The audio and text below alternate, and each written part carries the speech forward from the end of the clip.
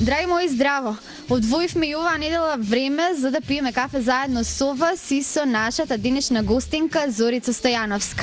Дипломирала на факултетот за драмска уметност во Скопје и моментално работи во Македонскиот народен театар со договор на определено време. Затоа останете заедно со нас.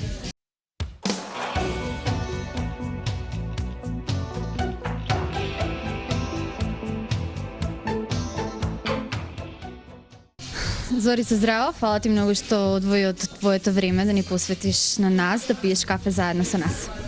Здраво! Баш ме мило што сум овде со вас и што ќе поделам дел од моите моменти и што ќе се збориме со едно топло кафенце. На почетокот кажав дека си дипломирана глумица. Како почна твојата приказна, твоите почетоци? Што беше пресудно за да се одлучиш да бидеш глумица? Тоа што си? На главната причина не се сеќавам. Дори мислам и дека приказната не е многу интересна зашто сакав да станам актерка, едноставно го посакував нештото. Дори бев во основно, имаше некоја драмска секција, имав неколку текстови напишани, глумевме со една одбрана екипа, кои што бевме влезени во нештото многу.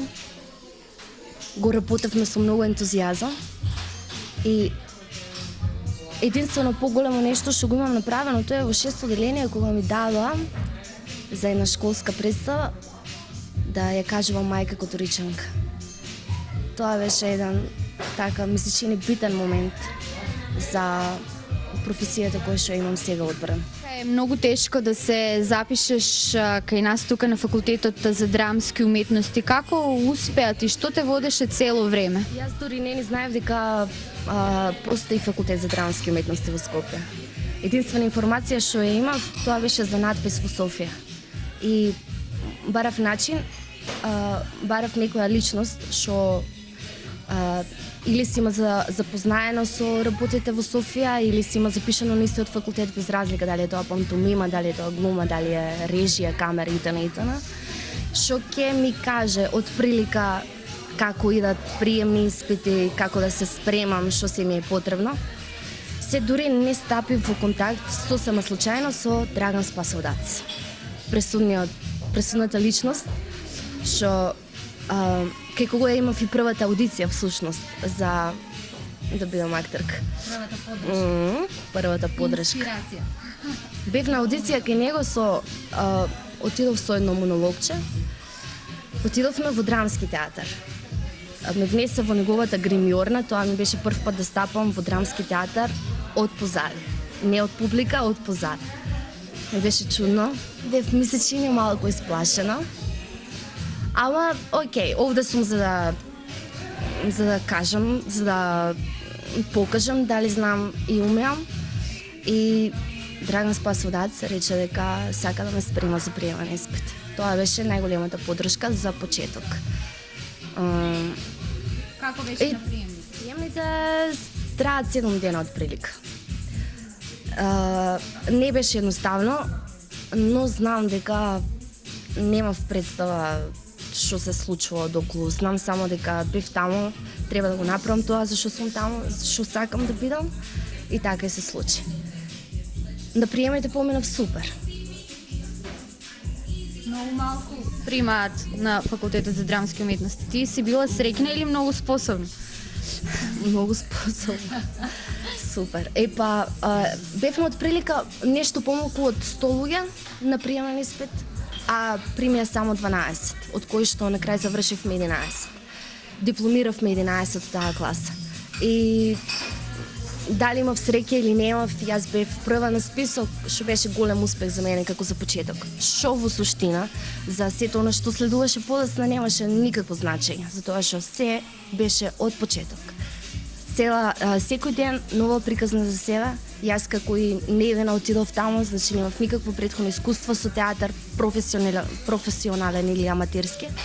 Освен тоа, нели, мајка Которичанка што го имам правено на школската приредба во Ванчо Пројке во Делча.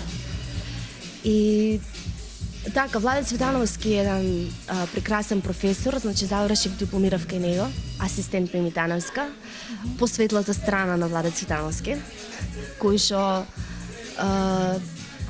најмногу го познавате по ми се чини неодамна, односно 2007, ако не се лажам, имаше премиера на Тајната книга. Беше режисер на филмот Тајната книга. И Владе е многу специфичен човек. Кога отидов на факултет таму, ми рекоа дека како актерка треба да го негувам македонскиот литературен јазик. Тоа за мене не беше проблем кога требаше да кажувам текст на сцена, кога требаше да рецитирам некоја песна и така натаму. Ама кога требаше да зборувам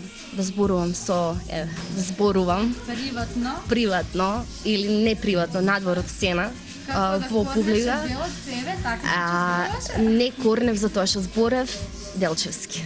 Да? Думах делчевски. Мими и Владе збореа со мене делчевски. Уште сега думаш или зборуваш? Сега зборувам, се трудам.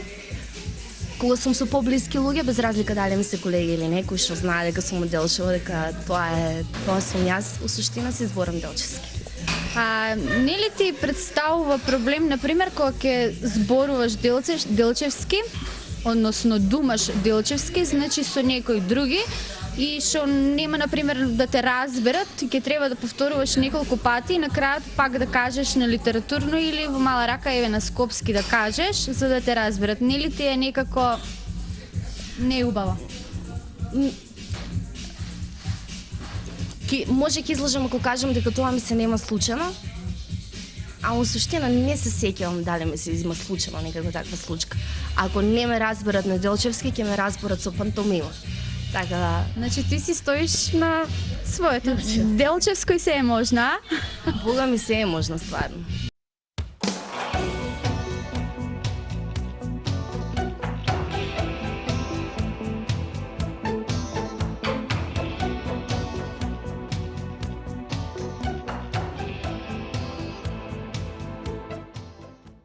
Обично глумците велат дека факултетот се студира во бистро на факултетот за драмски уметности. Си разменувате мислења, идеи, точно ли е тоа? Дека се студира абсурд. Тотален абсурд. Дека бистрото е дел од животот на еден актер, вистина. Таму излегуваат во бистро големи идеи, а многу малку од нив се спроведуваат. Затоа што ако почнеш со вино, идејата ќе биде гениална, ама ако не завршиш во базени, ние ги викаме тие места кај што вежбаме на факултет, ги викаме базени, пошто се длабнатени долу. И ако не влезеш одма во базен, тогаш идејата е узалud. Студира во смисла дека таму си разменуваат мислења, како поминале на представи, што не им се свиѓа, што е добро, си даваат критики еден на друг. Се прави муабет за се и се што се запознаваме подобро, да, може да се каже. Зорица, дали имаш некоја актерка што ти е идол? Актери, актерки. Се разбира дека имам луѓе кои што ми импресионираат многу, кои што се восхитувам дури ги гледам на нивната работа, на нивниот труд, на нивната идеја, на нивната креативност. Меѓутоа, не верувам во идоли, не верувам во личности кои што ги идеализирам и посакувам да станам како нив. Почит секако дека да. Секогаш како прва ја кажувам Мерил Стрип. Значи, веќе е во години, има големо искуство позади, меѓутоа сето тоа е сериозна и длабоко сработена работа. Со основа на сите ликови, добро утврдена основа на сите ликови кои што ги има направено до сега. Барем скоро на сите ликови. У суштина, многу зависи од тоа колку ти нуди сценариото и колку во кој правец самиот режисер те води, дури го снимате нештото, дури го правите нештото. Така да, барем 90% од улогите на Мерил Стрип се идеално направени и сработени. Овде можеме да ги кажеме и Рейчел Вајс, исто ја обожавам. Кейт Уинслет, прекрасна. Од македонската сцена? Од македонската сцена, Мими Таневска, апсолутно. Ми се допаѓа работата и самодовербата на Ирена Ристик на сцена. Актериштето Никола Ристановски. Драган Спасов Дацки го спомнам. Секако дека да. Кој друг леле? Влада Јовановски, Николина Кулјач, имам работено со нив, прекрасни партнери се на сцена. Сега ќе работам со Весна Петрушевска, со Сашко Куцев работев исто, добар партнер, прекрасна личност, итана. Во умената влегов од неодамна и веќе имам 2 представи на репертоар сработени, тоа се Дун до Мароја, представа во режија на Драгана Милошевиќ, која што премиера доживеа на Охридско лето во копродукција со хрватска копродукција. Со која што представа исто бевме поголем дел од летото го поминавме на страна. Бевме во Црна Гора, бевме во Хрватска, во Сплит и Дубровник. Тоа беше прекрасно искуство за мене, нели, да настапувам на Дубровачки летни вечери, например.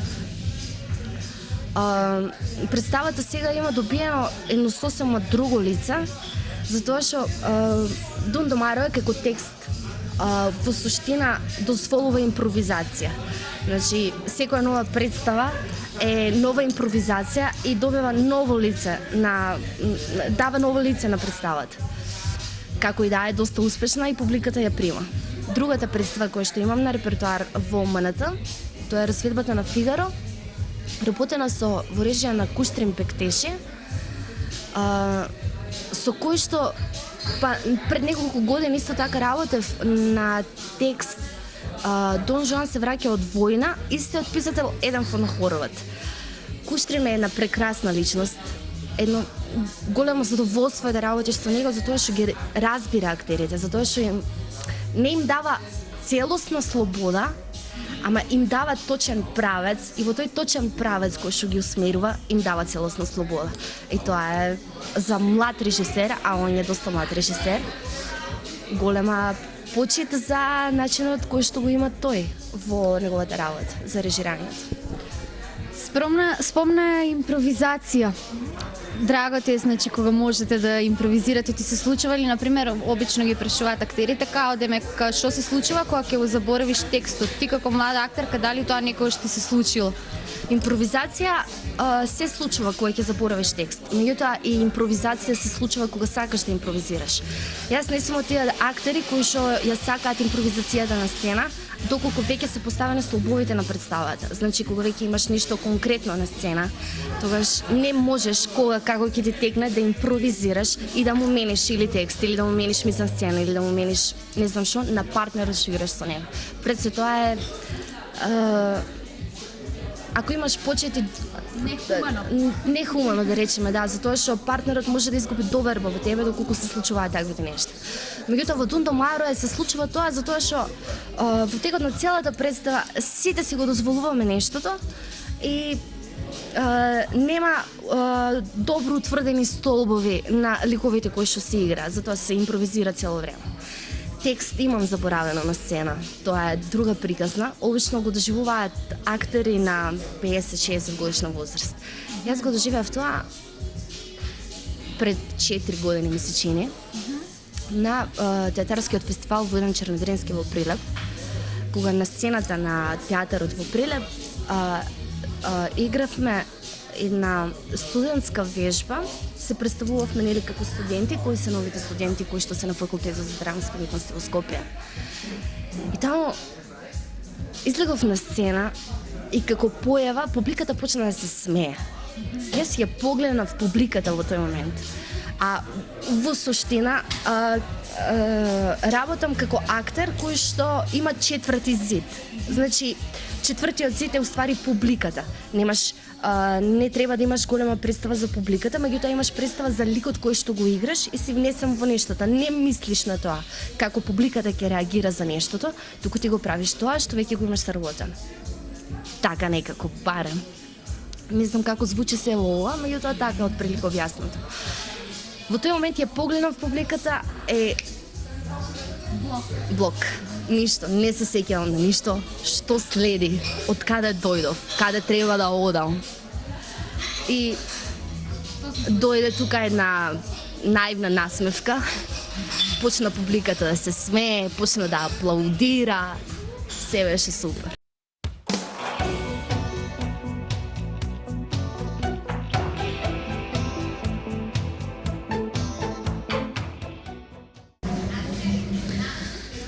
Млада актерка, од досегашното твое искуство има ли награди?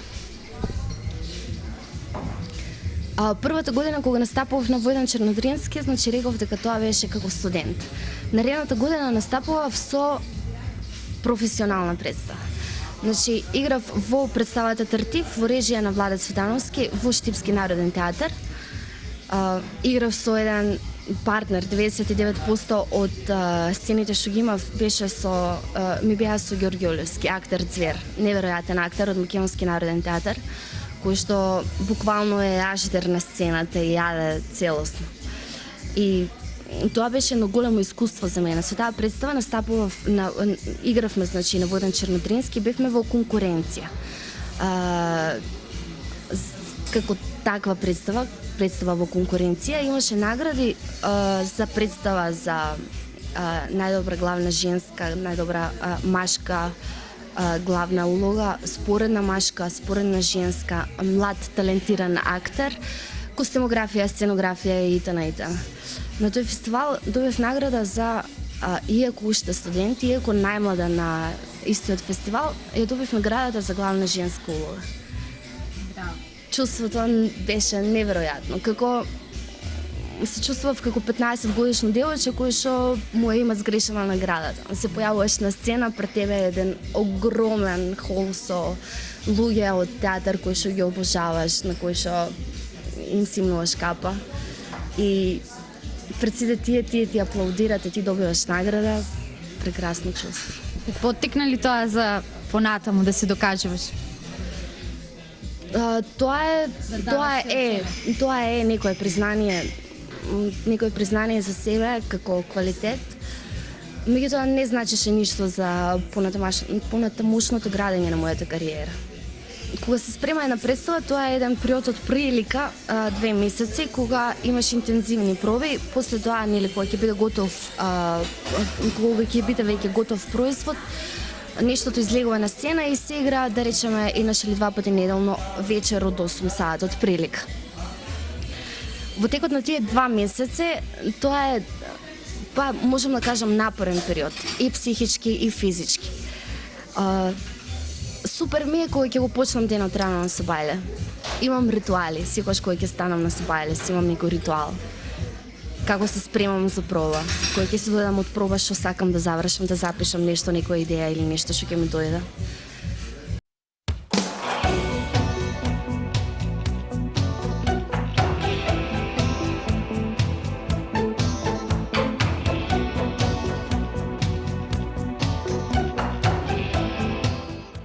Дали ти се случило некогаш и во приватниот живот да глумиш, например, кога треба нешто да се извлечеш па да направиш некоја тажна фаца, па дури понекогаш и да се расплачеш само за да се извадиш?